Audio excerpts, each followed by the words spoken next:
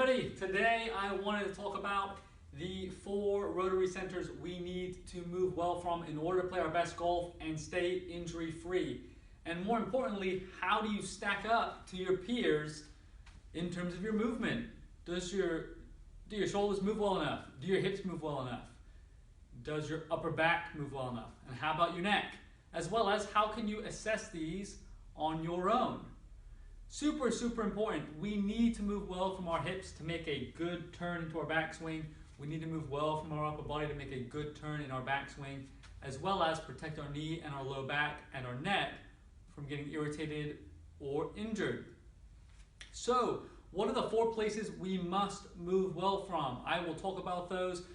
First, let me introduce myself. My name is James Ashcroft. I am a physical therapist, strength coach, and TPI certified medical professional. I love the game of golf, and I want to help as many golfers play the game pain-free. I am also the owner of Thoracic Golf and Performance in Easton, Massachusetts. So, the 4 rotary centers we must move well from. 1 is our neck. 2, our shoulders. 3, our upper back. And 4, our hips. I will argue our hips and our upper back are the most important. However, we still need to move well, or as well as possible, from all 4 of those spots. Okay, and then most importantly, how do you know how you're moving? How do you stack up compared to golf professionals and some of peers that might be your age? So first one I like to go through is our neck assessment. Simply put, we want most golfers and most adults to move at least 70 degrees of rotation to your left and to your right.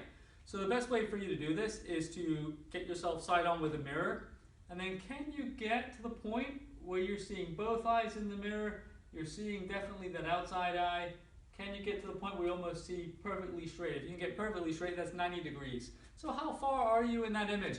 I think that's a great little test. You can also get a little more technical. Right now, I've got a 6-iron down. You need something that gives you more rotation. You look down and then, am I past the 6-iron? Okay, well that's at least 45 or 50 degrees. Can I get further? So, neck rotation, super important. Can you get to your left and your right? If you don't move well from your neck, guess what? When you get into your backswing, you've effectively just turned your neck to your left.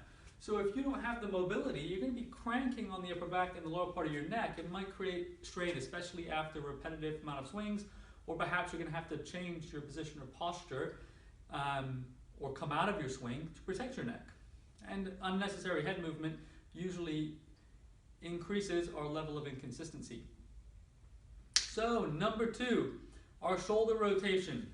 What we'd like to see in most golfers is to have 90 degrees of rotation. So that would be forearm vertical with the ground. So simply put, if you start in this position, palm down, can you rotate up from the shoulder, and can you get your forearm vertical to the ground? If you can, we consider that within the normal range. If you've got some limitation, if we're here and you've just got stiffness or tightness, it's going to be very difficult for you to get into this position in your backswing.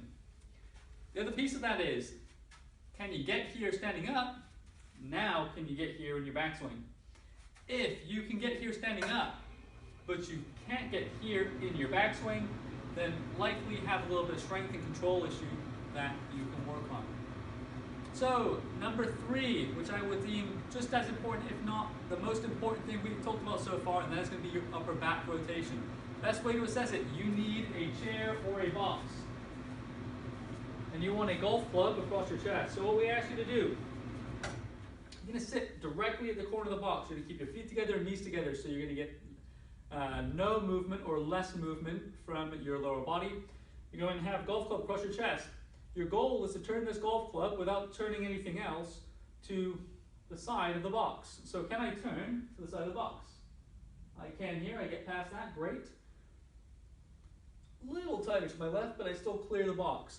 What we're looking for, if you turn in line with the box, that's about 45 degrees. We're looking for somewhere between 45 and 50 degrees of rotation. For someone that's maybe a touch older, we want you to just get to the box 40 or 45 degrees. If you're younger, I'd expect you to turn through the box. You can also see how much more difficult this is when we take our shoulder blades out of play and now we get true motion. And that's where we really want you to be about 45 or 40. And you can see it's a little bit tougher for me. So you can do those. If you're finding that you're getting here and you're getting really hard time getting the box, you're definitely going to have some limitation there. No matter if you're 18 to 30, I want you to be 45 to 50 degrees plus. If you're in my 40 to 60 range, or maybe even a touch older, I want you approaching 40 or 45 degrees. That would be a normal range for you. So last but not least, and I would argue most importantly, our hip rotation. So the best way to do this, and the best way I want to do this, is in your golf posture, because that's the hip rotation that we care about. We can have you lie on your stomach, or we can have you sit down, but you don't play golf in that position. So we want you to get into your golf posture, right? What I'd like you to do is have a golf club around your hips if you need it, okay? Just to give you a good idea of where your pelvis is in space. All you need is about a 6-iron, because a lie angle on a 6-iron gets us close to the degrees that we want. So I'm going to turn around my left hip, and what you can see here is that this club gets just in line with that golf club, okay? So we're trying to get about 45 degrees of rotation from the hip. What I want you to be careful of is rotating the knee, turning the toes, cranking on the knee or at the back. That's why I want to have you at the pelvis and just get as far as you can. So I have a little bit of limitation in my lead hip, I know that. And then you just have to switch this around. So simply put, switch this guy around. And now I'm moving into my right hip. Again, I've got a little bit of limitation there. I know that, I can feel that. Well, it's normal. For my young kiddos and for my younger golfers, we're looking at 40, 45 degrees or more. We want you to go past that golf club. For my older adult golfers, it's not uncommon to get a little bit stiffer as we age. So we're still looking at 25 to 35, up to 45 degrees. What I don't want, and what we really hate to see, is that you rotate and you just get stuck real quick, okay? And if that's the case, you've got some significant limitation there, and we're gonna see if there's any things we can do to help you move better. So, those are your 4 main Rotary Centers for golf. Those are some quick ways to self-assess. All you need is a golf club, a chair, and a mirror, and you can be well on your way to figuring out what you might need to work on. If you have questions, I always encourage you to reach out to your trusted healthcare professional. You can certainly reach out to me. I'll be happy to help you with you and help along your golf journey. So thank you for watching. I hope you have an awesome day. Take care.